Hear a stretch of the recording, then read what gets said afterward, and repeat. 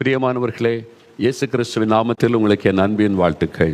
இந்த நாளிலும் ஜெபிக்கலமாக நிகழ்ச்சியில் உங்களை பார்ப்பது, உங்களோடு பேசுவது, உங்க கூட சேர்ந்து ஜெபிப்பது எனக்கு அதிக சந்தோஷம். நீங்கள் சந்தோஷமாக இருக்கிறீங்களா? ஏதாவது பிரச்சனையா, போராட்டங்களா, நெருக்கமா? ஒன்றும் பயப்படாதுங்க. அற்புதத்துக்காக ஜெபிக்க போகிறோம்ல, நீங்கள் பயப்படுகிற காரியத்தில் இன்றைக்கு இயேசு உங்களுக்கு அற்புதம் செய்வார். இயேசு கிறிஸ்து அவர் நம்முடைய பாரங்களை விளங்கி கொள்ளுகிற ஒரு ஆண்டவர், நம்முடைய துக்கத்தை சந்தோஷமாய் மாற்றுகிற தேவன். இன்றைக்கு உங்களை துக்கப்படுத்தி கொண்டிருக்கிற காரியம் என்ன? வியாதியா, வேதனையா, பிசாசம் போராட்டமா, மரணக்கட்டுகளா, எதுவாக இருந்தாலும் இன்றைக்கு இயேசு உங்களுக்கு அற்புதம் செய்வார். விசுவாசத்தோடு இந்த நிகழ்ச்சியை நீங்கள் பார்க்கணும். ஜெபிக்கிற நேரத்தில் இணைந்து ஜெபம் பண்ணணும். விசுவாசத்தோடு இயேசுவின் நாமத்தை சொல்லி ஜெபிச்சிங்கன்னா கட்டாயம் உங்களுடைய வாழ்க்கையில் அற்புதம் நடப்பதை நீங்கள் பார்க்க முடியும். முதல் முறையாக இந்த நிகழ்ச்சியை நீங்கள் பார்க்கலாம். உங்களை விசேஷமாக நான் வாழ்த்தி வரவேற்கிறேன். சரி, இப்போது வசனத்தை நம்ம தியானிக்க போகிறோம். என்னென்னா, முதலாவது ஜெயம் பெற்றவர்கள், அந்த தலைப்பில் தான் தொடர்ந்து தியானித்து கொண்டு வருகிறோம். ஆண்டவருடைய வசனம் என்ன சொல்லுது? ஜெயம் பெற்றவர்கள். நம்ம ஜெயிக்கிறவர்களாக இருக்கணும் என்பது தேவனுடைய விருப்பம். ஜெயம் பெற்றவர்களை குறித்து பைபிளில் சொல்லப்பட்டிருக்கிறது. வெளிப்படுத்தின விசேஷம் 21:7 ஜெயம் கொள்ளுகிறவன் எல்லாவற்றையும் சுதந்தரித்து கொள்ளுவான். நான் அவன் தேவனாயிருப்பேன், அவன் என் குமாரனாயிருப்பான். ஆண்டவர் சொல்லுகிறார், ஜெயம் கொள்ளுகிறவன், ஜெயம் கொள்ளுகிறவள், அவங்க எல்லாவற்றையும் சுதந்தரித்து கொள்ளுவாங்க. நான் அவனுடைய தேவனாயிருப்பேன், அவன் என் குமாரத்தியாய் இருப்பான். அப்போ நம்ம ஜெயிக்கிறவளாக இருக்கணும், ஜெயம் பெற்றவளாக இருக்கணும். தான் ரொம்ப முக்கியம். அப்போ வெளிப்படுத்தின விசேஷம் முதல் 2-3 அதிகாரம் வாசித்து பாருங்கள். ஜெயம் கொள்ளுகிறவன் எவனோ, அந்த 7 சபைக்கு எழுதும்போது 7 முறை வருகிறது. ஜெயங்கொள்ளுகிறவன் எவனோ அவனுக்கு ஜீவ விருட்சத்தின் கனியை புசிக்க கொடுப்பேன். ஜெயங்கொள்ளுகிறவன் எவனோ அவனுக்கு மறைவான மன்னாவை கொடுப்பேன். ஜெயங்கொள்ளுகிறவன் எவனோ அவன் என்னோட சிங்காசனத்தில் என்னோடு கூட இப்படி ஆண்டவர் ஜெயங்கொள்ளுகிறவளுக்கு தான் பரலோகத்தின் ஆசீர்வாதம். அப்போது நம்ம ஜெயங்கொள்ளுகிறவளாக இருக்கணும் என்பது தான் ஆண்டவருடைய விருப்பம். நம்ம எதை ஜெயிக்கணும்? நமக்கு விரோதமாய் பல போராட்டங்கள் வருகிறது. உலகம், மாமிசம், பிசாசு, 3 வகையான போராட்டத்தை நம்ம ஜெயிக்கணும். முதல்ல நம்முடைய மாம்சத்தில் உண்டாகிற உணர்வுகள், ஆசைகள், இச்சைகள், தவறான காரியத்தை நம்ம ஜெயித்து முன்னேறி போகணும். 2வது உலகம். நாம் வாழ்கிற உலகத்தில் நிறைய மனுஷரால் வரக்கூடிய போராட்டங்கள், நிறைய உபத்திரவங்கள், நெருக்கங்கள், பாடுகள், அதெல்லாம் நம்ம ஜெயித்து முன்னேறி போகணும். 3வது பிசாசு, ஒரு எதிராளி, நமக்கு விரோதமாய் செயல்படுகிறவன். இவனை குறித்து தான் நம்ம ரொம்ப தியானித்து கொண்டே வருகிறோம். ஏனென்று சொன்னால், வேத புஸ்தகத்தில் வெளிப்படுத்தின விசேஷம் 12:12 நீங்கள் வாசிக்கும் பொழுது, பிசாசானவன் தனக்கு கொஞ்ச காலம் மாத்திரம் உண்டென்று அறிந்து மிகுந்த கோபம் கொண்டு உங்களிடத்தில் இறங்கினபடியால் உங்களுக்கு ஆபத்து வரும் என்று சொல்ல கேட்டேன். எந்த காலத்திலும் இல்லாத அளவுக்கு இந்த காலத்தில் ஆபத்துகள், மரணங்கள் ஏற்படுகிறது. விபத்துகள் ஒரு பக்கம், அதனால் உண்டாகிற மரணங்கள், நெருப்பினால் உண்டாகிற நிறைய பாதிப்புகள், அதே மாதிரி தீவிரவாதிகளால் உண்டாகிற ரத்தம் சிந்துதல் ஒரு பக்கம், யுத்தத்தினால் உண்டாகிற ரத்தம் சிந்துதல், ஆயிரக்கணக்கான பேர் மரித்து கொண்டிருக்கிறாங்க. ரஷ்யா உக்ரைன் யுத்தம் முடிவடையில் ஒவ்வொரு நாளும் ரத்தம் சிந்தப்படுகிறது. சில தேசங்களில் கிறிஸ்தவங்க குறிவைத்து கொல்லப்படுறாங்க. நைஜீரியாவில், சூடானில், இங்கெல்லாம். சீனாவில் கிறிஸ்தவர்கள் கொடுமைப்படுத்தப்பட்டு ஜெயிலில் அடைக்கப்படுறாங்க. இந்தியாவிலேயே வட இந்தியாவின் சில மாநிலங்களில் பொய்யான குற்றச்சாட்டுகள் சொல்லப்பட்டு மதத்தை கட்டாய மதமாற்ற செய்கிறார்கள் என்று குற்றச்சாட்டை சொல்லி கிறிஸ்தவர்கள் கொடுமைப்படுத்தப்படுறாங்க, தாக்கப்படுகிறார்கள். அப்போ இந்த தீமையெல்லாம் நடக்குதில்ல, இதெல்லாம் நடக்கும்னு ஆண்டவர் சொல்லுகிறார். கடைசி காலத்தில் இப்படி தான் இருக்கும். ஏனென்றால் இதுக்கெல்லாம் காரணம் சாத்தான், பொல்லாத பிசாசானவன். அவனுக்கு இன்னும் கொஞ்சம் காலம்தான் இருக்குது. இத்தனை வருட காலம் உலக தோற்றம் முதல் ஏவாளை வஞ்சித்ததிலிருந்து கிரியை செய்து கொண்டே இருந்தான். இப்போது அவனுக்கு தெரிஞ்சுட்டு இன்னும் கொஞ்சம் காலம்தான். இயேசு வந்து அவனை பாதாளத்தில் அடைக்கப் போகிறார். 1000 வருஷம் பாதாளத்தில் கட்டப்பட்டு கிடப்பான். அதன் பிறகு எழும்பி யுத்தம் பண்ண வந்த பிறகு கர்த்தர் அவனை நரகத்தின் அக்னியிலே தள்ளுவார் என்று வேதத்தில் சொல்லப்பட்டு, இதெல்லாம் உண்மையா அப்படியான்னு இதுவரை இந்த வேதத்தில் சொல்லப்பட்டபடி தான் எல்லாம் நடந்து கொண்டு இருக்கிறாரு. அப்போ இதுவும் நடக்கும், அதுதான் நம்ம அறிந்து கொள்ளணும். அப்போ அதனால் அவனுக்கு கொஞ்ச காலம் உண்டென்று அறிந்து அவன் பாருங்கள் மிகுந்த கோபம் கொண்டு உங்களிடத்தில் இறங்கினான். அவன் பயங்கர கோபத்தோடு இப்போ செயல்படுகிறான். ஜெபிக்கிறவங்களை கண்டு அவனுக்கு கோபம் வரும். ஏதாவது ஊழியம் செய்தால் அதை பார்த்தா அவனுக்கு கோபம் வரும். உண்மையாக சபை நடத்த ஆத்மாராயம் பண்ணால் அதை பார்த்தா கோபம் வரும். எழுப்புதலுக்காக செயல்பட்டால் அவனுக்கு கோபம் வரும். சும்மா பேருக்கு சர்ச்சுக்கு போயிட்டு பீடி பிடிச்சிக்கிட்டு சிகரெட் அடிச்சுக்கிட்டு குடிச்சிக்கிட்டு இருக்கான் பாருக்கு, அவங்கள பார்த்தா அவனுக்கு சந்தோஷம் வரும், கைத்தட்டி சிரிப்பான், அவங்கள பார்த்து கோவப்பட மாட்டான். கள்ளோபதேசக்காரங்க இருக்கான் பாருங்க, அவங்கள பற்றியும் பிசாசுக்கு பிரச்சனை இல்லை, அவன் கைத்தட்டி சிரிப்பான், நல்லா அப்படியே டான்ஸ் ஆடிக்கிட்டு விசில் அடித்து மக்களை அப்படியே நடத்திக்கிட்டே இருப்பா, அப்போ தானே நரகத்துக்கு என்ன ஒரு கூட்டம் வரும் அப்படின்னு சொல்லி அவங்களெல்லாம் பார்த்து பிசாசு கேலியாக சிரித்து கொண்டிருப்பான். இல்லாமல் கோபம் வராது. பரிசுத்தத்தை பற்றி பேசினா கோபம் வரும், ஜெபத்தை பற்றி பேசினா சாத்தான கோபம் வரும், சுவிசேஷ அறிவிங்கன்னு பேசி உற்சாகப்படுத்தினால் கோபம் வரும். அவன் மிகுந்த கோபத்தோடு இறங்கி கிரியை செய்வான். ஆனால் நம்ம பயப்பட தேவையில்லை. அவன் கோபம் நம்மளை என்ன பண்ணும்? நம்ம கூட இருக்கிறவர் பெரியவர். ஆனால் அவன் எந்த விதத்தில் போராடுவான், என்னென்ன விதங்களிலே அவன் இந்த கடைசி காலத்தில் தீவிரமாய் கிரியை செய்கிறான், நாம் அவன் எப்படி ஜெயிக்கணும் என்பதை தான் தியானித்து கொண்டே வருகிறோம். அவன் எபேசியர் 6:12 தான் அதை பற்றி தெளிவாய் சொல்லப்பட்டிருக்கிறதே நம்ம பார்க்கிறோம். 4 விதமான ஆவிகளை குறித்து பார்க்கிறோம். துரைத்தனம் பண்ணுகிற ஆவிகள், அது மக்களை அடிமைப்படுத்தி பயப்படுத்தி சிறுமைப்படுத்துகிற ஆவிகள். அப்புறம் அதிகாரத்தில் கிரியை செய்கிற ஆவிகள். எல்லா அதிகாரத்தில் இருக்கிற மக்களுக்கு பின்னால் இருந்து கொண்டு அதிகாரத்தை துஷ்பிரயோகம் பண்ண வைத்து மக்களுக்குள்ளே வேதனையும் அந்த சாபத்தை தேசத்தில் கொண்டு வர கிரியை செய்கிற ஆவிகள். அந்தகார லோகாதிபதிகள், வில்லு சுனிகள், மந்திரவாதங்கள், இருளிலே செய்யப்படுகிற இந்த மந்திரவாத கிரியைகள். அப்புறம் வானமண்டலத்திலிருந்து கிரியை செய்கிற பொல்லாத ஆவிகளின் சேனை. அதை நாம் தியானித்தோம். வானமண்டலத்தில் தான் அவன் சிங்காசனத்தை ஸ்தாபித்து ராஜ்யத்தை ஸ்தாபித்து, அவனுக்கு ஒரு ராஜ்யம் இருக்கிறாரு. அவனுடைய ராஜ்யத்தில் அவன் மத்திய ஆகாயத்தில் தன்னுடைய சிங்காசனத்தை அமைத்து அவன் கூட தள்ளப்பட்ட கோடான கோடி தூதர்கள் பிசாசு அசுத்தாவியாக மாறிட்டாங்க. ஈவில் ஸ்பிரிட்ஸ் அவங்கள வைத்துக்கொண்டு உலகத்தில் அவன் கிரியை செய்து மக்களை ஏமாற்றுவது, வஞ்சிப்பது, பொய்யானதை நம்ப வைப்பது, அவங்க மெய்யான ஆண்டவரை அறிய விடாதபடி மனக்கண்ணை குருடாக்குவது, பொய்யை மெய்யை போல காண்பிப்பது, இது மாதிரி சாத்தானுடைய தந்திரங்கள் இந்த பைபிளில் இருக்குது. தந்திரமாய் கிரியை செய்து வஞ்சிப்பது அது மக்களை. ஆனால் ரட்சிக்கப்பட்ட ஆண்டவருடைய பிள்ளைகளாக இருந்தால் அவங்களுக்கு விரோதமாக யுத்தம் பண்ணுவது, பிரச்சனை உண்டாக்குவது, போராடுவது, அவங்களுக்கு சோர்வை கொண்டு வர நினைப்பது, பயமுறுத்துவது, அப்படி பல விதங்களிலே இந்த ஆவி கிரியை செய்கிறது. அப்போ இந்த ஆவிகளை நாம் தான் ஜெயிக்கணும். இந்த ஆவிகளை ஜெயிக்கணும், நாம் ஜெயம் பெற்றவளாக இருக்கணும்னு ஆண்டவர் சொல்கிறார்.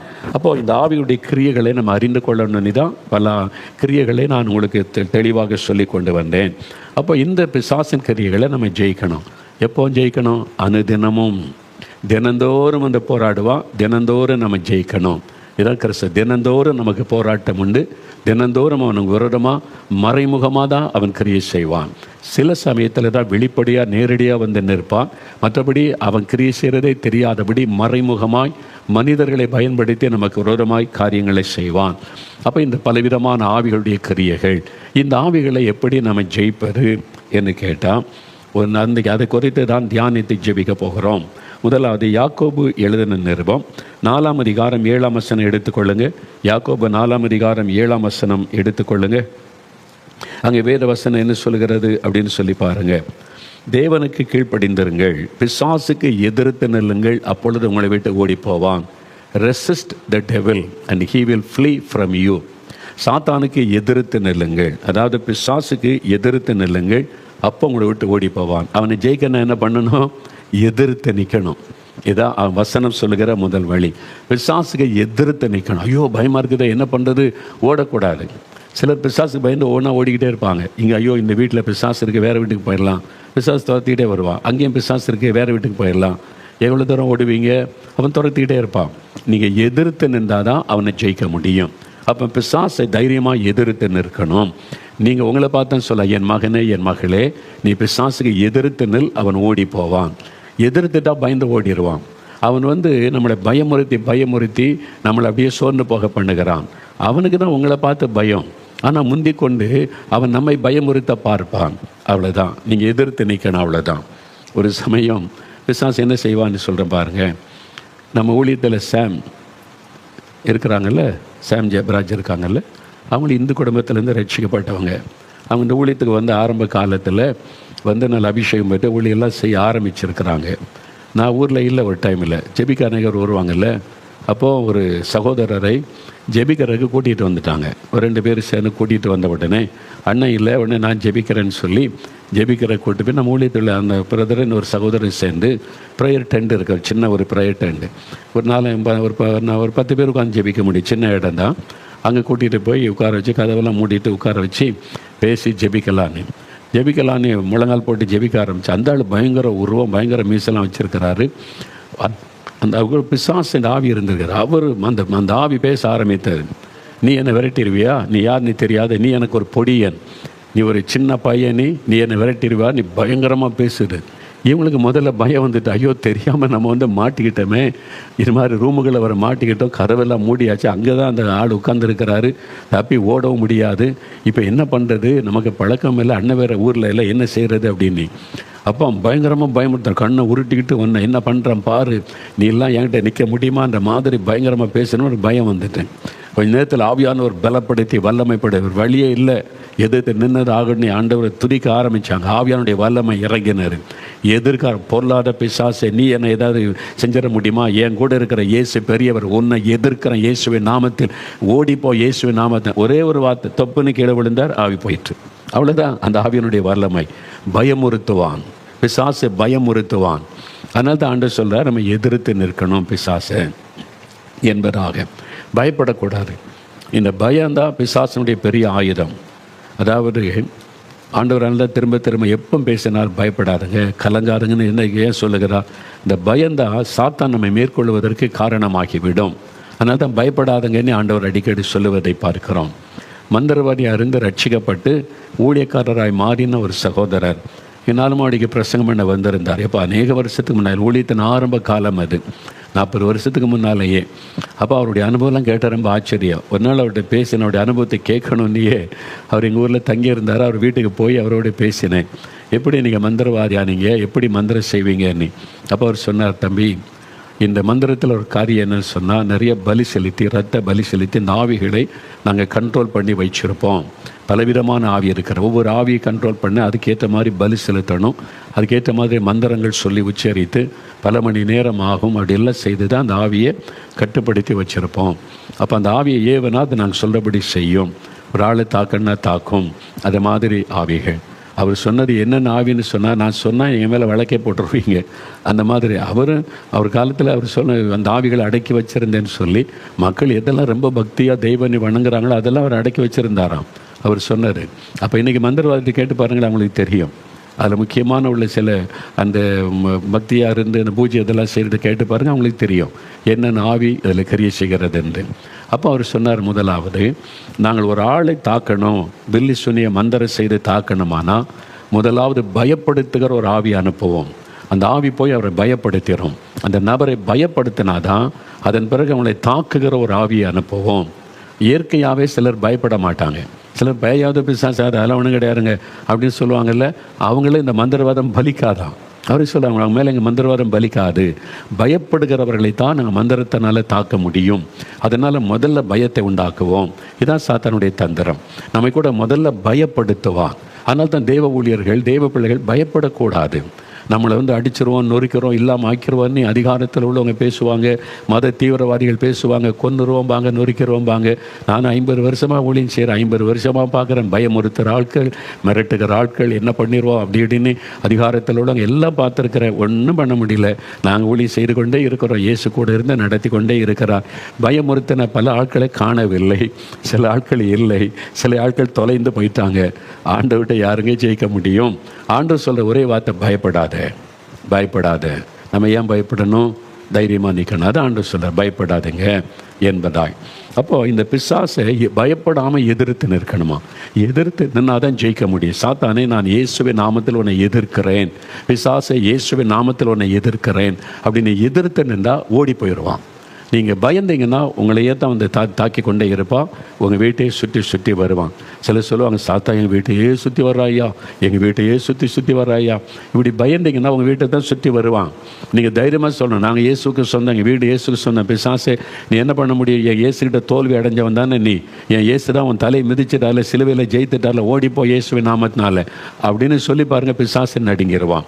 அவன் நம்முடைய அறியாமையை பயன்படுத்தி நம்மளை பயமுறுத்துவான். நமக்கு இருக்கிற அதிகாரம் என்ன, தேவன் நமக்கு தந்திருக்கிற பலன்னு நமக்கே தெரியல. இதுதான் நம்முடைய ப்ராப்ளம். அதனால் அந்த அறியாமை பயன்படுத்தி தான் நம்மை பயப்படுத்தி பார்க்கிறான்.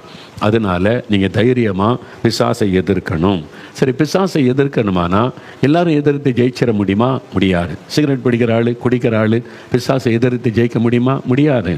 பிசாசை ஜெயிக்கிறதுக்கு என்ன செய்யணும்? 2 முக்கியமான காரியம், அதை குறித்து தெளிவாக சொல்கிறேன். அதை அறிந்து கொண்டு இதை நீங்கள் உங்களுடைய வாழ்க்கையில் கடைபிடிக்கணும். முதலாவது, யாக்கோபு 4:7 முதல் பகுதியில் பாருங்கள், தேவனுக்கு கீழ்ப்படிந்திருங்கள், பிசாசுக்கு எதிர்த்து நில்லுங்கள். முதலாவது, submit yourself therefore to God. முதலாவது உங்களை ஆண்டவருக்கு அர்ப்பணித்துக் கொள்ளுங்க, அவருக்கு கீழ்ப்படிங்க, அப்புறம் பிசாசுக்கு எதிர்த்து நில்லுங்கள். நீங்கள் ஆண்டவருக்கு கீழ்ப்படியாமல், ஆண்டவருடைய வசனத்தின்படி நடக்காமல், உங்கள் இஷ்டப்படி நடந்து கொண்டு நானும் ஈஸியாக கூட இருக்கிற பிசாசை எதிர்ப்பேன்னா ஈஸியாக பிசாசு உங்களை மேற்கொண்டுருவான். அப்போ முதல்ல வசனத்துக்கு கீழ்ப்படியணும். தேவனுக்கு, ஆண்டவருடைய வசனத்தை கீழ்ப்படிஞ்சிருக்கீங்களா? அதனால தான் பிசாசை துரத்துக்கிற அந்த ஊழியம் செய்கிறீங்க. அதில் கூட்டத்துக்கு போகும்போது, சுவிசேஷம் அறிவிக்கும் போது சூழ்நிலை வரும்னா முதல்ல உங்களை அர்ப்பணித்து ஜெபம் பண்ணி உங்களை ஆயத்தப்படுத்தி கொள்ளணும்.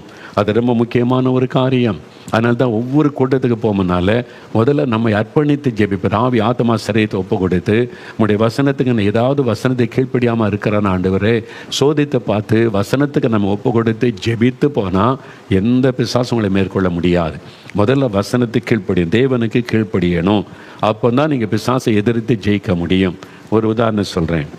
சமீபத்தில் நம்ம ஊழியத்தில் ட்ரஸ்டியாக டாக்டர் அன்பராஜன் இருக்கிறாங்க. அவங்க அப்பா ஒரு ஊழியக்காரர், இந்துவாக இருந்து ரட்சிக்கப்பட்டு நல்ல ஊழியம் செய்கிறவங்க. விக்ரமசிங்கபுரம் இடத்துல சிவந்திபுரம் அங்கேருந்து அந்த காலத்திலேயே வல்லமையாக தேவனால் பயன்படுத்தப்பட்டவர்கள். அப்போ அவங்க வருஷந்தோறும் 2 கன்வென்ஷன் நடத்துவாங்களாம். பிரசிங்கமாக அவங்க சிஎஸ்சி சபைக்கு போகிறவங்க தான். ஆனால் ஜெபாரை வைத்து நல்ல ஊழியெல்லாம் சுவிசேஷெல்லாம் அறிவிச்சு கொண்டே வந்திருக்கிறாங்க. அப்போ மக்களுக்கு வசனத்தை சொல்லணும், பிரசங்கமார்களை அழைத்து அவங்க வீட்டுக்கு முன்னால் மைதானத்தில் கூட்டம் நடத்துவாங்க. கேரளாவிலேருந்து அந்த காலத்தில் பிரசங்கியார் வருவாங்க. குஞ்சப்பின்ற பிரசங்கியார் அவங்களாம் நான் கேள்விப்பட்டிருக்கேன், பார்த்ததில்லை. ஒரு காலத்தில் கேரளாவிலேருந்து தான் ஊழியர்கள் வந்து அவங்கள வச்சு ஆண்டவர் வல்லமையாக பயன்படுத்தி இருக்கிறார். அப்படி அந்த கேரளாவிலேருந்து வந்த அந்த ஊழியக்காரர் ரொம்ப தைரியமாக பிரசங்கம் பண்ணுவார், யாருக்கும் பயப்பட மாட்டார். நிறைய பேர் மனம் திரும்புவாங்க, பிசாசை துரத்துவார், அற்புத அடையாளெல்லாம் நடக்கும். அப்போ டாக்டர் அன்பராஜன் இள வாலிபன், படித்து கொண்டு இருக்கிற வாலிபன்னா அந்த கூட்டத்திலலாம் ஹெல்ப் பண்ணுவாங்க. இந்த பிரசங்கியார் கூடலாம் நின்று எல்லாத்தையும் கவனிப்பாங்களாம். அப்போ ஒரு நாள் அந்த பிரசங்கியார் பிசாசு பிடித்த ஒருவருக்கு அவங்க ஜெபிக்கிறாங்க, அதை எதிர்த்து ஜெபிச்சா அவங்க அடிச்சுட்டு, பிரசங்கியாரை கை நீட்டு அடிச்சுட்டு என்ன ஏன் துரத்த வர்ற நீ உன் மனைவி அடிச்சுட்டு தானே வந்தீங்க, உன் மனைவியை அடிச்சுட்டு வேதனைப்படுத்திட்டு இங்கே வந்திருக்கிற, நீ என்னை துரத்த வர்றியா அப்படின்னு பேசிட்டு அவ்வளோதான் நடுங்கி விட்டார். அவ்வளோ பெரிய ஊழியக்காரர் அப்படியே நான் சோகத்தில் அமர்ந்துட்டார். ஆண்டவரிடத்தில் போய் கண்ணீர் வடித்தார். ஆண்டவரே, நான் தப்பு பண்ணிட்டேன். அவருக்கு கோபம் வந்தால் டக்குன்னு கோபம் வந்துருமா. அந்த கோபத்தில் மனைவியை அடிச்சிட்டார்.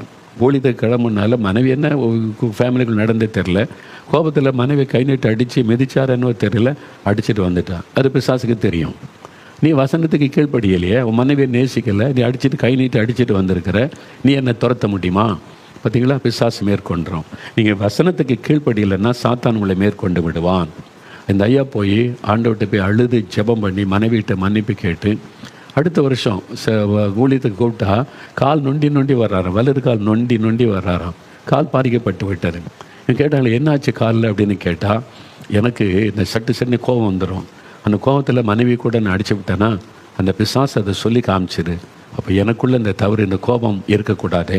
அதனால் ஆண்டவரே, இந்த கோபன்ற பாவம் என்னை விட்டு போகணும், இந்த மாதிரி சட்டு கோபம் மற்றவங்களை கை நீட்டிடுறேன், என் மனைவியை, இந்த பாவம் என்னை விட்டு போய் ஆகணும் அப்படின்னு சொல்லி காலை அடித்து காலை அப்படியே தரையில் அடித்து உபவாசம் பண்ணி ஜெபிச்சார். அப்படி ஜெபிச்சு காலை அடித்து கால் பாதிக்கப்பட்டு விட்டார். காலில் ஏதோ ஒரு எலும்பு பாதிக்கப்பட்டு நொண்டி தான் கடைசி வரை நடந்திருக்கிறார். ஆனால் அவர் சொன்னார், அதாவது சுகமான 2 கால்களோட நரகத்துக்கு போகிறத விட ஒற்றை காலோட மோட்சத்துக்கு போகலான்னு வசனம். அதனால் நான் நொண்டின பிறகு இப்போ ஆண்டவர்கிட்ட ஜெபிச்சு அந்த கோபத்தை எடுத்துட்டாரு. இப்போ நான் ரொம்ப சந்தோஷமாக ஊழியம் செய்கிறேன்னு சொல்லி. அப்போது உங்கள் வாழ்க்கையில் நீங்கள் வசனத்தின்படி வாழ்வதற்கு உங்களை அர்ப்பணிக்காவிட்டால், அதில் சரியாக இல்லாவிட்டால் சாத்தானை நீங்கள் ஜெயிக்க முடியாது, துரத்த முடியாது. அதனால தான் வசனம் சொல்லி தேவனுக்கு கீழ்ப்படிந்திருங்கள், அப்புறம் பிசாசுக்கு எதிர்த்து நில்லுங்கள் என்று வசனம் சொல்லுகிறது. 2வது நாம் கவனிக்க வேண்டிய ஒரு காரியம் என்னென்னா, 1 பேதுரு 5ஆம் அதிகாரம் 8-9 வசனம் எடுங்க. 1 பேதுரு 5ஆம் அதிகாரம் 8-9 வசனம் பைபிள் எடுங்க. அது 321 பக்கம் புதிய ஏற்பாட்டில். அதை பாருங்கள். தெளிந்த புத்தி உள்ளவர்களாயிருங்கள், விழித்திருங்கள். ஏனெனில் உங்கள் எதிராளியாகிய பிசாசானவன் கர்ச்சிக்கிற சிங்கம் போல் எவனை விழுங்கலாமோ என்று வகை தேடி சுற்றித் திரிகிறான். விசுவாசத்தில் உறுதியாயிருந்து அவனுக்கு எதிர்த்து நில்லுங்கள். அப்போ முதலாவது தேவனுக்கு கீழ்ப்படிந்து பிசாசை எதிர்த்து நிற்கணும். 2வது விசுவாசத்தில் உறுதியாக இருந்து பிசாசை எதிர்க்கணும். நீங்கள் விசுவாசத்தில் பலவீனமாக இருந்தீங்கன்னா பிசாசை எதிர்த்து ஜெபிக்காதங்க. காமனாக ஆண்டவர்கிட்ட ஒப்பு கொடுத்து ஜெபிச்சுட்டு போயிருங்க. பிசாசை எதிர்த்து அவனோட மோதனமானா விசுவாசத்தில் உறுதியாக இருக்கணும். விசுவாசத்தில் பலவீனமாக இருந்தால் உங்களை அவன் மேற்கொண்டு விடுவான். Be strong in faith. விசுவாசத்தில் உறுதியாக இருக்கணும். அதுக்கு இன்டிமேசி வித் காட், தேவனோடு நெருக்கமான அனுபவம், அதை காத்து கொள்ளணும். தினம் காலையில் எழும்பி வசனத்தை தியானித்து ஜெபிச்சு பரிசுத்தாவில நிரம்பி வசனத்தை வாசித்து விசுவாசத்தில் பலன் கொண்டு ஸ்ட்ராங்காக இருந்தீங்கன்னா நீங்கள் பிசாசை துரத்த முடியும். நீங்கள் ஒழுங்காக ஜெபிக்கிறதில்ல, வேதத்தை வாசிக்கிறதில்ல, வசனத்துக்கு கீழ்ப்படுகிறதும் இல்லை, வசனத்தில் என்ன சொல்லியிருக்கேன்னு கவனிக்கிறதும் இல்லை, ஒழுங்காக உபவாசம் பண்ணுறதும் இல்லை. ஆனால் பிசாசை நானும் எதிர்ப்பேன் அப்படின்னாக்கி உங்களை அவன் மேற்கொண்டு விடுவான். அதனால தான் விசுவாசத்தில் உறுதியாக இருந்து அவனுக்கு எதிர்த்து நில்லுங்கள் என்று வசனம் சொல்லுகிறது. என்ன விசுவாசம் இருக்கணும்? விசுவாசத்தில் உறுதினா என்ன விசுவாசம் இருக்கணும்? ஒரு 3 வசனத்தை நான் சொல்கிறேன், நல்லா கவனித்து கொள்ளுங்க. இந்த வசனத்தில் நீங்கள் உறுதியாக இருந்துட்டிங்கன்னா விசுவாசம் ஸ்ட்ராங்காக இருக்கும். முதலாவது 1 யோவான் 4ஆம் அதிகாரம் 4ஆம் வசனத்தில் என்ன சொல்லியிருக்குது? 1 யோவான் 4ஆம் அதிகாரம் 4ஆம் வசனம், உலகத்தில் இருக்கிறவனிலும் உங்களில் இருக்கிறவர் பெரியவர். உலகத்தில் இருக்கிற சாத்தானை காட்டிலும் பிசாசை காட்டிலும் உங்களுக்குள் இருக்கிற இயேசு பெரியவர். இதான் முதலாவது விசுவாசம். எனக்குள் இருக்கிற இயேசு பெரியவர். அந்த சாத்தானை விட, அந்த பிசாசை விட, அந்த மந்திரவாதத்தை விட, அந்த பில்லி சுனித்தை விட எனக்குள் இருக்கிற இயேசு பெரியவர். இதான் முதல்ல. உங்களுக்குள்ள அந்த விசுவாசம் ஸ்ட்ராங்காக இருக்கணும். சிலர் சொல்லுவாங்க, பிரதர் யாரும் பில்லி சுனி பண்ணிட்டாங்க, இப்படி நடக்குது, யார் பண்ணாங்க அப்படின்னா, நீங்கள் அதெல்லாம் விடுங்க. நீங்கள் இயேசு பெரியவரா மந்திரவாதம் பெருசா யோசிப்பான். இயேசு தான் பெரியவர். பிறகு எதுக்கு மந்திரவாதத்துக்கு பயப்படணும்? எதுக்கு பில்லி சொல்லி யாரோ செஞ்சுட்டாங்க போயிட்டாங்க எதுக்கு கலங்கணும்? உங்கள் கூட இயேசு இருக்கிற அவர் தானே பெரியவர். அதில் நீங்கள் பெரியவர் உங்கள் கூட இருக்கிறாரா என்பதை உறுதிப்படுத்தி கொள்ளுங்க. அவரோட உள்ள ஐக்கியம் சரியாக இருக்கணும், ஸ்ட்ராங்காக இருக்கணும். என்றைக்கோ ஜோம் பண்ணிட்டு, என்றைக்கோ பைபிள் வாசித்துட்டு இன்றைக்கி பிசாசை எதிர்க்கிறன்னா முடியாது. அப்போ இயேசு கிறிஸ்து உங்கள் கூட இருக்கிறார் என்பது உங்களுக்கு நல்ல உறுதியாக இருக்கணும். அந்த விசுவாசத்தில் அவனை காட்டிலும் என் கூட இருக்கிற இயேசு பெரியவர் என்கிற விசுவாசம் உங்களுக்குள்ளே ஸ்ட்ராங்காக இருக்கணும். ஸ்ட்ராங்காக இருக்குதா? அதான் ரொம்ப முக்கியம். என்னோடு இருக்கிற இயேசு பெரியவர், பிசாசை ஜெயித்தவர். நான் ஜெபிக்கும் போது சொல்லுவேன், சாத்தானுடைய கிரியை எதிர்க்கிறது எனக்கு தெரியும். அவன் எனக்கு விரோதமாக எதிர்த்து போராடுவது தெரியும். ஜெப நேரத்தில் நான் சொல்லுவேன், பிசாசே, உன்னை காட்டில் என் கூட இருக்கிற இயேசு பெரியவர்.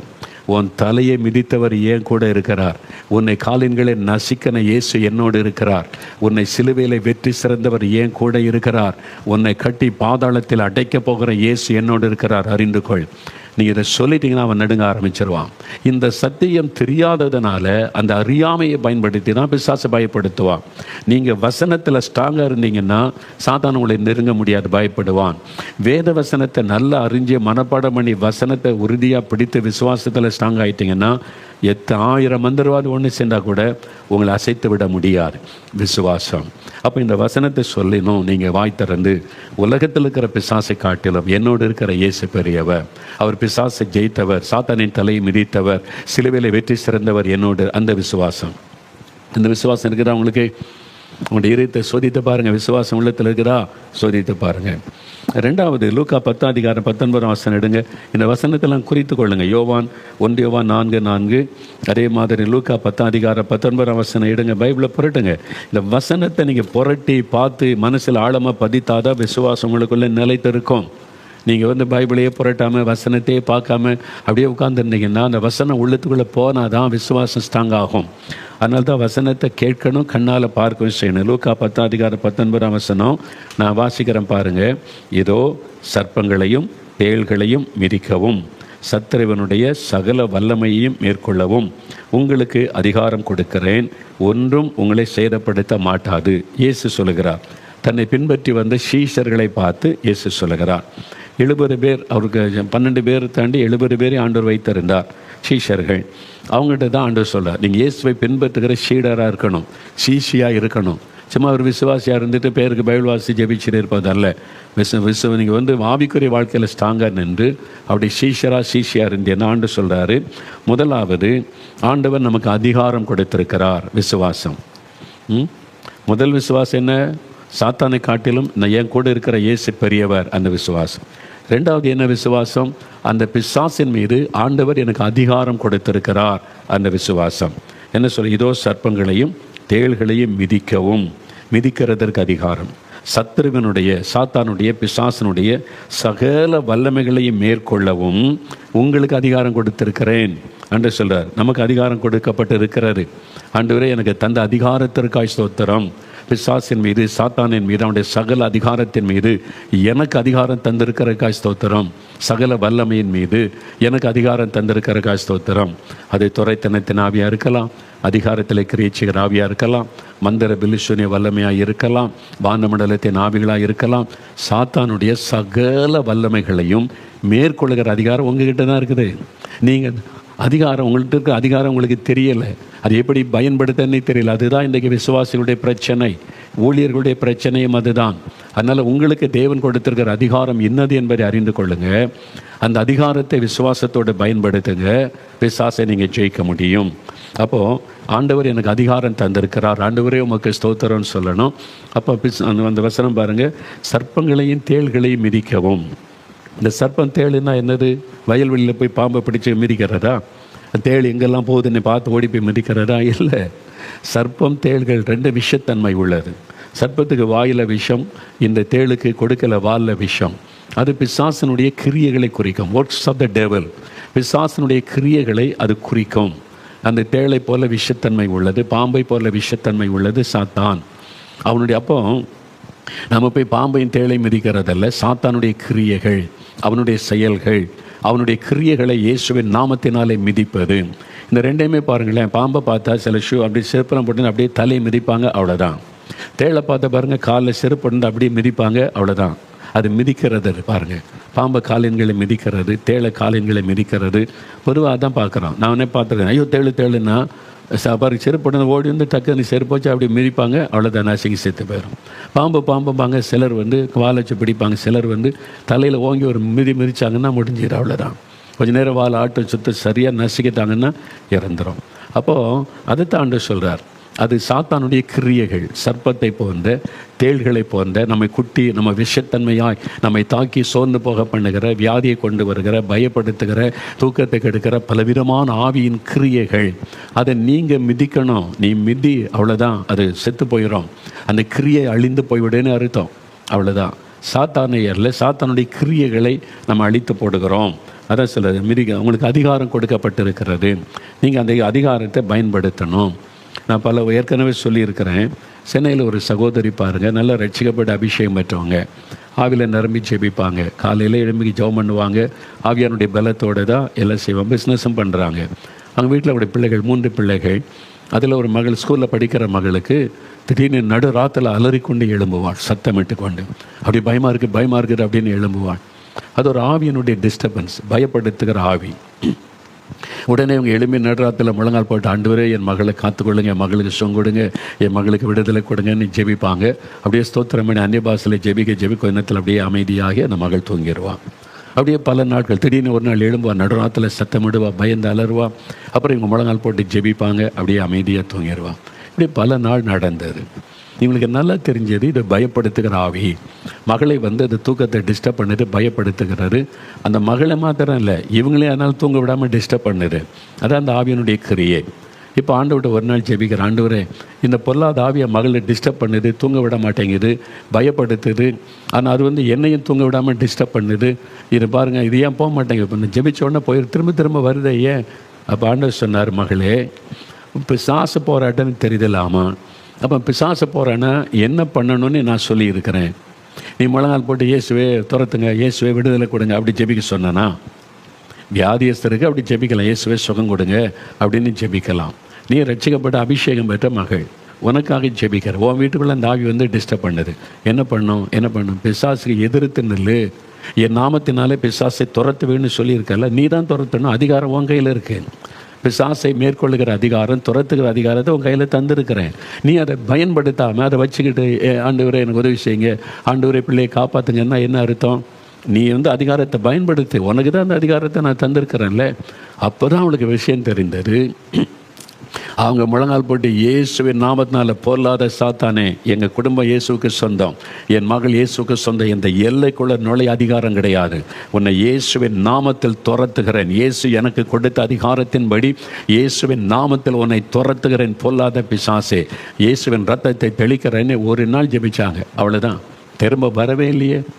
அப்போ எங்கே தப்பு இருக்கிறது? நம்ம ரட்சிக்கப்பட்டிருக்கிறோம், அபிஷேகம் பெற்றிருக்கிறோம், அந்நிய பாஷையெல்லாம் பேசுகிறோம். ஆனால் இந்த போராட்டம் திரும்ப திரும்ப திரும்ப வருது, ஒரு முழுமையான வெற்றி இல்லை. எனக்கு ஒரு நாள் போராட்டம் வருதுன்னா பரவாயில்ல, பயமுறுத்திக்கிட்டே இருக்குது, டிஸ்டர்ப் பண்ணிக்கிட்டே இருக்கிற. ஜெயிக்கும் என்ன அர்த்தம்?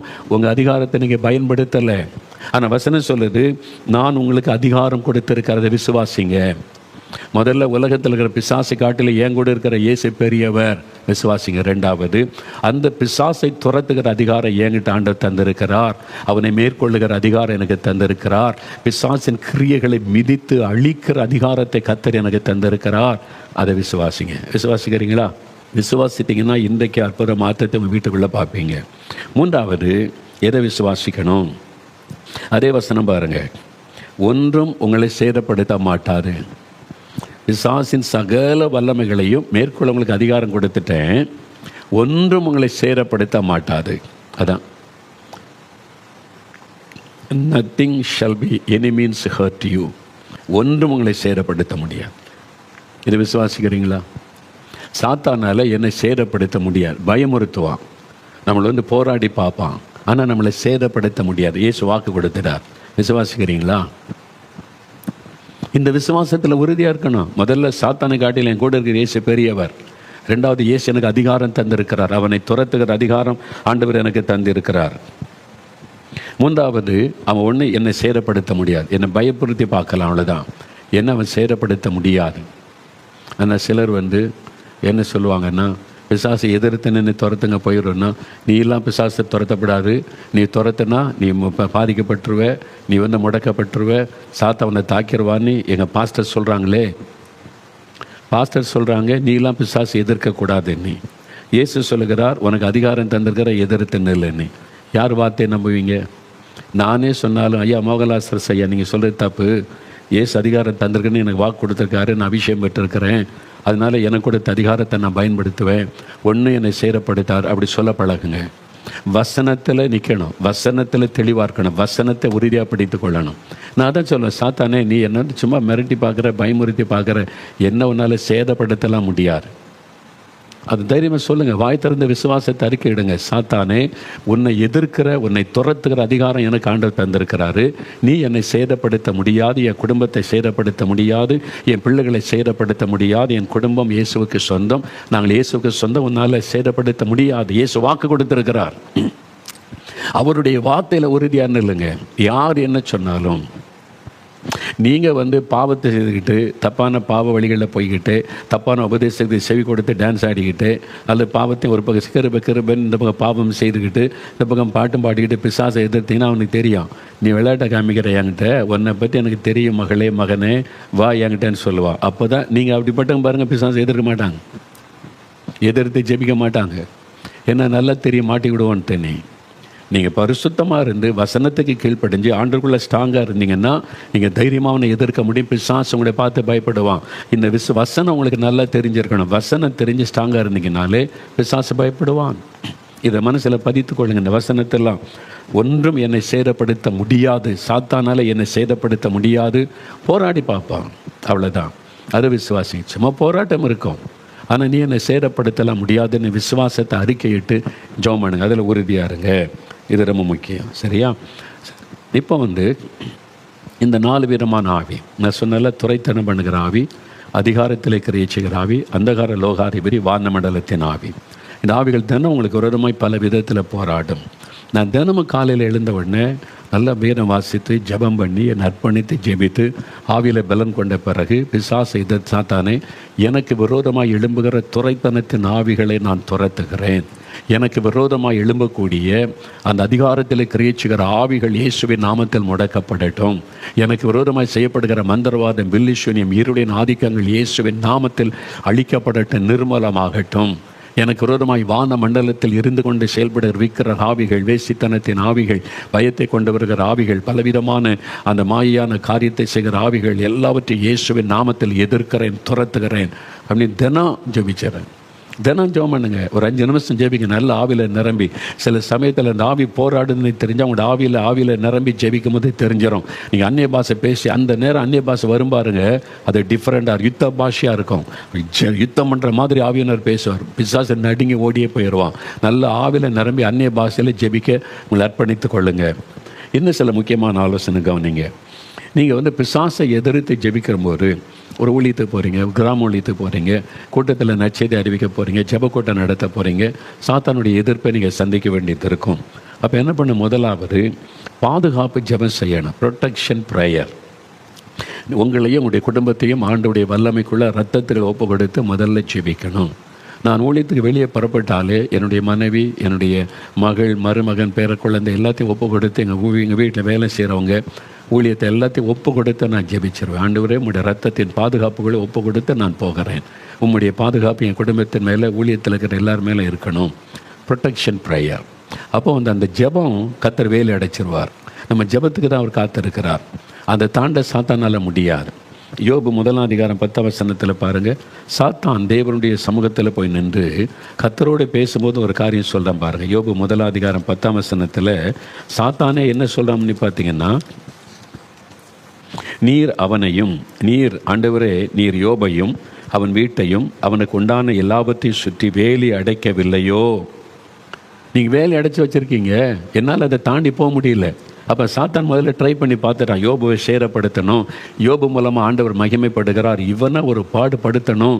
பிள்ளைகளை தொடலான்னு பார்த்தா தொட முடியல, யோபை தொடலான்னு பார்த்தா தொட முடியல, அப்படி சொத்துக்களை அழிக்கலான்னு பார்த்தா அழிக்க முடியல. கர்த்தர் வேலையை வச்சுட்டார். ஏன்னா யோபு ரெகுலராக பலி செலுத்தி தேவனை தொழுது கொண்டு வருகிறார். இந்த ரெகுலராக அவருடைய ப்ரேயர் லைஃபு, கர்த்தரிடத்தில் விண்ணப்பம் பண்ணுவது, ஆண்டவரை ஆராதிப்பதில் கவனமாக இருந்ததுனால அவரை சுற்றிலும் வேலி வைக்கப்பட்டிருந்தது. அப்போ முதல்ல நீங்கள் ஜெபிக்க வேண்டியது அது விசுவாசத்தை அறிக்கையிட்டு, ஆண்டவரே, என்னையும் என் குடும்பத்தையும் உடைய பாதுகாப்புகள் ஒப்பு கொடுக்கிறேன், வேலி அடைத்து காத்து கொள்ளுகிறதற்காக ஸ்தோத்திரம். அந்த விசுவாசத்தை அறிக்கையிட்டாலே போதும், உங்கள் குடும்பத்தின் மேலே ஆண்டவருடைய பாதுகாப்பு பிள்ளைகள் மேலே வந்துடும். உங்களுக்கு உண்டான எல்லாவற்றின் மேலே சாத்தானால் அதுக்குள்ளே நுழையவே முடியாது. அப்போ முதல்ல பாதுகாப்பு ஜெபம் செய்யணும். கர்த்தர் வேலி அடைத்து பாதுகாப்பார். அதில் பார்த்தீங்கன்னா இந்த விசுவாசையே முக்கியம்னு சொல்கிறேன். நான் எபேசியர் 6:16 பாருங்கள். எபேசியர் 6:16 பொல்லாங்கனியையும் அக்னி ஆஸ்திரங்களை எல்லாம் அவித்து போடத்தக்கதாக எல்லாவற்றிற்கும் மேலாக விசுவாசம் என்னும் கேடகத்தை பிடித்தவர்களாக நில்லுங்கள்.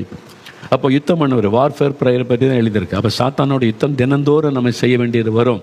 விசுவாச வாழ்க்கைக்குள்ள இயேசுவை பின்பற்ற வந்துட்டால் everyday you have to fight against the devil. அதனால் அப்படி எதிர்க்கும்போது அங்கே தான் சொல்லப்படும், தலை சீரா, கச்சை, மார்க்கவசம், ஆயத்தமான பாதரட்சி சொல்லிவிட்டு நீங்கள் பாருங்கள். அந்த காலத்தில் யுத்தத்துக்கு போனால் போர்வீரன் கையில் வலது கையில் பட்டயம் இருக்கும், இடது கையில் கேடயம் இருக்கும். இந்த கேடயம் எதுக்குன்னா எதிரி தாக்கும்போது நம்மீது படாமல் பாதுகாக்கப்பட கேடயம், எதிரியை தாக்கி அழிப்பதற்கு பட்டயம். இந்த ரெண்டுமே அவங்க கையில் வச்சுருப்பாங்க. அந்த கேடயம் எதை குறிக்கிறது? விசுவாசம் என்னும் கேடயம். அதான் சொல்ல, விசுவாசம் என்னும் கேடகம். அப்போ அந்த கேடகம் தான் விசுவாசம் என்கிற கேடகம். என்ன விசுவாசம்? சாத்தான் என்னை சேரப்படுத்த முடியாது. அப்போ அதை சொல்லப்பட்டிருக்கோம், பொல்லாங்கனியையும் அக்னி ஆஸ்திரங்களை அவித்து போடத்தக்கதாக. பொல்லாங்கன் என்றால் பிசாசாகிய பொல்லாங்கன் எய்யக்கூடிய அக்னி ஆஸ்திரம். அப்படின்னா என்னது? ஃபயரி, அந்த வில் அம்பு, ஃபயரி அம்பு, அதுதான். அதை நெருப்பை கக்கி கொண்டே வரக்கூடிய அம்பு. அதை பார்த்துருக்கீங்களா நீங்கள்? நான் பார்த்தேன். நான் இந்து ராமாயண மகாபாரத கதையெல்லாம் எங்கள் பாட்டி சொல்லி வளர்த்ததுனால அந்த சினிமாவை கூப்பிட்டு போவாங்க நான் பக்தி படம் பார்க்குறதுக்குன்னு. அப்போ அவங்க சண்டை போடும் மாதிரி பார்த்தீங்கன்னா அந்த அம்பு ஏதோ ஒன்று அப்படியே நெருப்பு பாம்பு மாதிரி நெருப்பை கக்கிட்டே வரும். அப்படியே பாம்பாக வரும், அது நெருப்பை கக்கிட்டே வரும். இதுதான் பைபிளில் சொல்லியிருக்கிறது. அந்த பிசாசாகிய பாம்பு இருக்குல்ல, சாத்தானையே கூட அக்னி ஆஸ்திரம், நெருப்பு அம்பு. இதான் மந்திரவாதத்தை குறைக்கும். தூரத்துலேருந்து எய்யக்கூடிய ஒரு ஆளை எய்ம் பண்ணி எய்யக்கூடியது. அது அவ்வளோதான் அழிச்சிடும் அப்படின்னு ஒரு பயம் உண்டாகும். அதை தடுக்கிறது விசுவாசம். அது பட்டுன்னா விசுவாசம் இருந்தால் உங்களை டச் பண்ண முடியாது. பிசாசோ யூ கேனாட் டச் மீ, நீங்கள் சொல்லணும் அப்படி, நான் சொல்லுவேன் அப்படி, பிசாசோ you cannot disturb me, you cannot touch me, you cannot hurt me. நீ எனக்கு ரொம்ப போராடலாம், பயமுறுத்தி பார்க்கலாம், யுத்தம் பண்ணலாம், நீ என்னை சேதப்படுத்தலாம் முடியாது. எந்த மந்திரவாதமும் என்னை சேதப்படுத்த முடியாது. நீ பயமுறுத்தி பார்க்கலாம், அவ்வளோதான் விசுவாசம். உங்கள் விசுவாசத்தை நீ அறிக்கையிட்டாலே அதுதான் கேடகம். அந்த கேடகம் தடுத்து எவ்வளோ பெரிய பிசாசு அனுப்பக்கூடிய அக்னி ஆஸ்திரமாக இருந்தாலும் நெருப்பை கக்கி கொண்டு வரக்கூடிய அம்பு அப்படின்னு அர்த்தம். அந்த அக்னி ஆஸ்திரம் என்பது அதை அழிக்கக்கூடிய வல்லமை விசுவாசத்திற்கு. அதனால தான் அது ரொம்ப முக்கியம். பாதுகாப்புக்கு நீங்கள் ரெடியாகி கொள்ளணும். ஒன்று, ஜபம் பண்ணி உங்களுடைய குடும்பம் உங்களுக்கு உண்டானதெல்லாம் பாதுகாப்புகள் ஒப்பு கொடுத்துடணும். ரெண்டாவது, இந்த விசுவாசம் என்கிற கேடகத்தை ஸ்ட்ராங்காக பிடிச்சிருக்கணும். அப்போ எதிரி எவ்வளோ தாக்குனாலும் அந்த கேடயம் தாங்கிக் கொள்ளும். அந்த அடி உங்கள் மேலே விழக்கூடிய அடியை அந்த கேடகம் தாங்கும் விசுவாசத்தினால். அப்போ ஆண்டவர் சொல்கிறார், நான் உனக்கு கேடகன்றார். ஆண்டவர் தான் கேடகம். அப்போ நம்ம அந்த ஒரு அடி விழும்போது கேடகத்தை பிடிக்கிற ஆண்டவர் அந்த அடியை வாங்கி கொள்ளுகிறார். நம்ம மேலே அது விழாது, நம்ம மேலே தொடாது. அங்கே ஆண்டவர் கேடகமாக நிற்கிறார். கர்த்தர் நமக்கு கேடகமாக இருக்கிறார்னா அவர் தான் பாதுகாப்பின் கேடகம். சத்துரு எய்யக்கூடிய அம்புகள் அவர் மேலே பட்டு ஒன்றும் இல்லாமல் அழிந்து விடும், செயலற்று போய்விடும். இதை விசுவாசிங்க, விசுவாசித்து ஸ்தோத்திரம் பண்ணுங்க, ரொம்ப முக்கியம். சரி, இப்போ பிசாசை எதிர்க்கணும். எதிர்க்கும்போது அப்போ நான் சொன்னல, ஒரு கையில் பட்டையும் ஒரு கையில் கேடு. விசுவாசத்தினால தடுத்துறோம். அவனை தாக்கணும்ல, எதிரியை தாக்கினா தானே நம்ம ஜெயிக்க முடியும், அவனை அழிக்க முடியும். அப்போ என்ன செய்யணும்னா அதற்கு ஆயுதங்கள். ஆவியின் பட்டயம், எபேசியர் 6:17 ஆவியின் பட்டயம் ஆகிய வேத வசனம் சொல்லப்பட்டிருக்குல்ல. அப்போ ஒரு பட்டயம் நம்ம கையில் இருக்கணும். அதை வச்சு தான் எதிரியை நம்ம தாக்க முடியும். அப்படி எதிரியை ஜெயிப்பதற்கு ஆண்டவர் சில ஆயுதங்களை நமக்கு தந்திருக்கிறார்.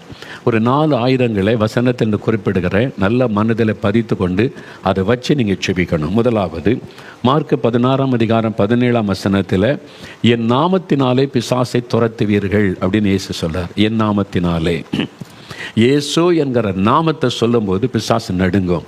நீங்கள் அவருடைய நாமத்தை சொல்லி, பிசாசை போ, நான் யார் தெரியுமில்ல போ அப்படின்னு கேட்டால் போகாது. நீ யாருன்னு எனக்கு தெரியும்பா அப்படின்னு சொல்லிடும். நீங்கள் அந்தகிட்ட இப்போ அதெல்லாம் பேசக்கூடாது. இயேசுவின் நாமத்தை சொல்லணும். இயேசுவின் நாமத்தில் நீ போ அப்படின்னு சொல்லணும். அப்போ சில ஆவி பேச சொல்ல பயமுறுத்தும். என்னை விரட்டிடுவியா, நீ என்னை போய் சொல்லிடுவியா, நீ யார் என்னை போய் சொல்லிருக்குன்னா இயேசுவின் நாமத்தில் சொல்கிறேன் போ அப்படின்னு சொல்லிட்டு அமைதியாயிரும். அந்த இயேசுவின் நாமத்துக்கு தான் பயப்பட. அப்போ அந்த நாமத்தை நீங்கள் சொல்லணும். இயேசு கிறிஸ்துன்ற நாமத்தை சொல்லணும், அந்த பெயரை சொல்லணும். அதை சொல்லும் பொழுது பிசாசு நடுங்கிய நாமத்தினாலே பிசாசை துரத்துவீர்கள். இயேசுவின் நாமத்தை சொல்லி பிசாசை நீங்கள் துரத்தணும். அதனால தான் நிறைய அந்த சும்மா கடவுளே தெய்வமே இந்த மாதிரி எல்லாம் ஜெபம் பண்ணக்கூடாது. எந்த கடவுளை கூப்பிட்றீங்க, எந்த தெய்வத்தை கூப்பிட்றீங்க? உலகத்தில் ஒவ்வொருத்தரும் ஒரு கடவுளை வச்சுருக்கிறான். இயேசு கிறிஸ்துன்ற பெயரை சொல்லணும். புதுசாக நிறைய பேர் வியாக்கியானம் பண்ணிட்டு கடவுளே இறைவனே அப்படிலாம் சொல்கிறது. எந்த இறைவனை சொல்கிறீங்க? ஒவ்வொரு நாட்டில் ஒவ்வொருத்தரும் ஒவ்வொரு இறைவனை சொல்கிறா, ஒவ்வொரு கடவுளை சொல்கிறா. இயேசு கிறிஸ்து அந்த பெயரில் தான் வரலாமா. இயேசு என் நாமத்தினாலே பிசாசை துரத்துவீங்க, என் நாமத்தினால் எதை கேட்டாலும் செய்வேன். அந்த பெயரை சொல்லாமல் நீங்கள் பண்ணுற எல்லா ஜெபமும் வீண், அறிந்து கொள்ளுங்கள். சும்மா கேட்க ரொம்ப அழகாக ஒரு ஆடம்பரம் அப்படியே ஒரு அழகாக தெரியும், பிரயோஜனம் இல்லை. இயேசுவின் நாமத்தினால பிசாசுவனை எதிர்க்கிறேன். இயேசுவின் நாமத்தை திரும்ப திரும்ப திரும்ப சொல்லுங்கள். பயந்து பிசாசு நடுங்குவான். இயேசுவின் நாமத்தில் உன்னை துரத்துகிறேன்னு சொல்ல. ஒன்று. ரெண்டாவது, வெளிப்படுத்தின விசேஷம் 12:11 வாசிக்கும் போது ஆட்டுக்குட்டியானவரின் இரத்தத்தினாலே சாத்தானை ஜெயித்தார்கள். அப்போ ரெண்டாவது ஆயுதம் இயேசு கிறிஸ்துவின் ரத்தம். அந்த ரத்தத்தை சொன்னால் பிசாசு பயப்படுவான். முதல்ல இயேசு கிறிஸ்துவின் நாமம், ரெண்டாவது இயேசுவின் ரத்தம். என்றால் அவர் சிலுவையில் சிந்தின ரத்தத்தின் மூலமாக தான் பிசாசை அவர் ஜெயித்தார். அவருடைய ரத்தம் பரிசுத்தமுள்ள ரத்தம், நமக்காக பலியாகி பிசாசை ஜெயித்திருக்கிறார். அந்த இயேசு கிறிஸ்துவின் ரத்தத்தை சொல்லணும். உங்கள் வீட்டை ஒப்பு கொடுக்கும் போது கூட ஆண்டவரே உங்களுடைய ரத்தத்தின் பாதுகாப்புகள் ஒப்பு கொடுக்கிறேன். அதான் ரத்த கோட்டைக்குள்ளே பாதர் பாட்டு இருக்குல்ல, அந்த பாட்டு பாடி பாருங்கள், ஒரு தைரியமாக உங்களுக்கு வந்துவிடும். ரத்த கோட்டைக்குள்ளே நுழைந்து விட்டேன், ஒன்றும் என்னை சேதப்படுத்த முடியாது. ஆமாம், அந்த ரத்தம் அது கோட்டையாக ஆண்டவர் வேலி அடைச்சிருவார். ரத்தத்துக்குள்ளே ஒப்பு கொடுங்க. அந்த ரத்தத்துக்குள்ளே எங்களுடைய பிள்ளைகளை ஒப்பு கொடுங்க. இயேசுவின் ரத்தத்தினாலே நான் இந்த பிசாசை எதிர்க்கிறேன், இயேசுவின் ரத்தத்தை தெளிக்கிறேன் அப்படி சொல்லி ஜெபிச்சு பாருங்கள், ஒரு மாற்றம். இயேசுவின் நாமத்தை சொல்லணும். ரெண்டாவது, இயேசுடைய ரத்தத்தை சொல்லி ஜெபிக்கணும். மூன்றாவது, எபேசியர் 6:17 பார்க்கிறோம். வேத வசனமாகிய ஆவியின் பட்டய வசனம். இயேசு கிறிஸ்து பிசாசு எப்படி ஜெயித்தார்? வசனத்தை வைத்து. அவனும் வசனத்தை வச்சு தான் பேசுவான். அதனால தான் இப்போ கள்ள உபதேசக்காரங்க இவங்கெல்லாம் வந்து வசனத்தை வச்சு தான் பேசுவாங்க. நீ பாருங்களா, வசனத்தை வச்சு வேறு விளக்கம் கொடுப்பாங்க, தப்பான விளக்கம் கொடுப்பாங்க. ஒரு வசனத்தை எடுத்து வைத்துக்கொண்டு வேறு மாதிரி பேசுவாங்க. அந்த வசனத்தை வச்சு தான் பிசாசு வந்து இயேசுகிட்ட யுத்தம் பண்ண வந்தான். வசனத்தை வைத்து இயேசு கிறிஸ்து அவனை ஜெயித்தார்.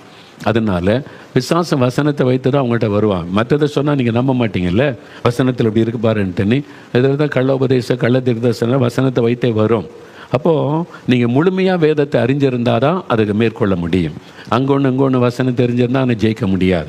அப்போ வசனம் முழுமையாக தெரிஞ்ச இப்படி சொல்லியிருக்கிற, இப்படி எழுதியிருக்கிற, கர்த்தர் எனக்கு இப்படி சொல்லியிருக்கிறார், பிசாசே நீ சொல்கிறத நம்ப முடியாது அப்படின்னு வசனத்தை வைத்து அடிக்கணும். அப்போ வசனம் இப்படி சொல்லியிருக்கிறது.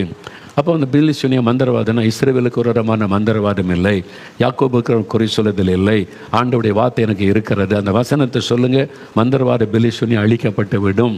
உலகத்தில் இருக்கிறவனில் என்னோடு இருக்கிற ஒரு இயேசு பெரியவர், ஆண்டவர் எனக்கு வாக்கு கொடுத்திருக்கிறார். வசனத்தை சொல்லுங்க.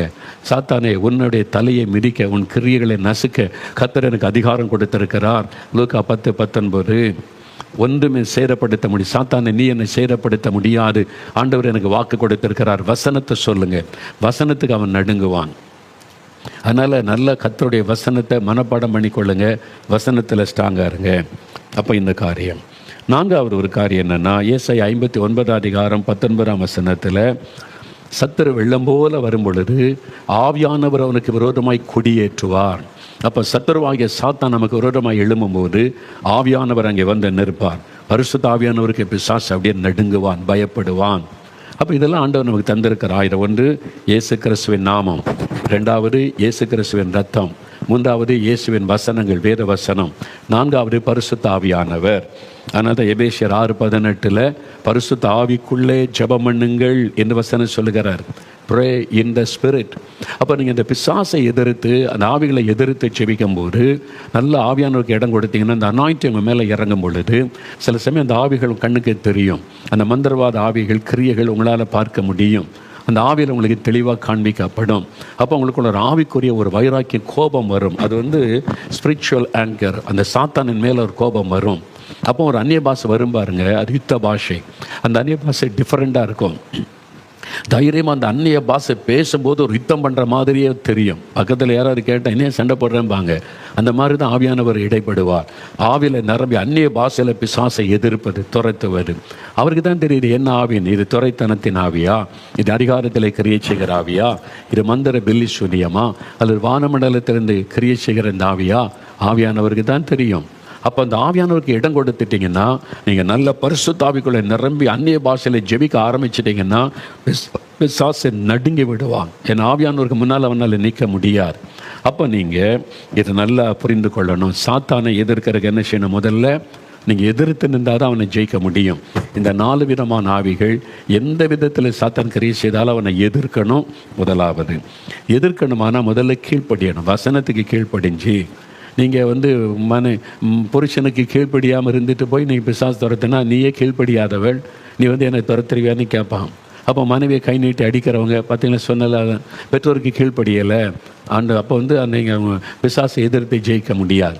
அப்போ தேவ சித்தத்துக்கு ஒப்பு கொடுத்து தேவனோட ஐக்கியம், ஆண்டவர் எதை உணர்த்துகிறாரோ அந்த வசனத்துக்கெல்லாம் கீழ்ப்படிந்து நீங்கள் நடக்கும்போது பிசாசை ஜெயிக்க முடியும். ரெண்டாவது விசுவாசத்தில் உறுதியாக இருக்கணும். அதான் நம்ம பார்த்தோம், விசுவாசத்தில் உறுதி. 1 பேதுரு 5:8-9 விசுவாசத்தில் ஸ்ட்ராங், நல்ல உறுதியாக இருக்கணும். என்ன விசுவாசம்? என் கூட இருக்கிற இயேசு சாத்தானை விட பெரியவர். ரெண்டாவது, அவனை துரத்துகிற மேற்கொள்ளுகிற அதிகாரம் எனக்கு ஆண்டவர் தந்திருக்கிறார். மூன்றாவது, அவன் என்னை சேதப்படுத்த முடியாது. அதை அறிந்துக்கணும். அப்புறம் நீங்கள் பாதுகாப்புக்காக ஜெபிக்கணும். தினந்தோறும் நீங்கள் உங்கள் குடும்பத்தை ஆண்டவருக்கு ஒப்பு கொடுத்து ஜெபிங்க. எவ்ரிடே மார்னிங் ஜெபிக்கும் போது உங்களுடைய ஃபேமிலி எல்லாத்தையும் ஆண்டோடைய ஆளுகைக்குள்ளே பாதுகாப்புக்குள்ளே ஒப்பு கொடுத்து 2-3 நிமிஷம் ஜெபிங்க பாதுகாப்புக்குள்ளே.